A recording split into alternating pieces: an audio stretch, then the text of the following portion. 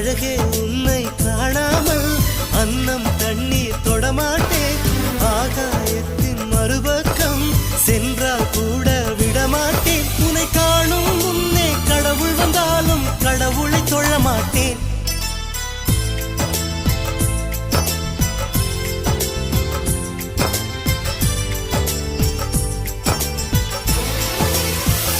எங்கோ ஓர் சாலை வளைவில் உன் பிம்பம் தொலைந்ததடி.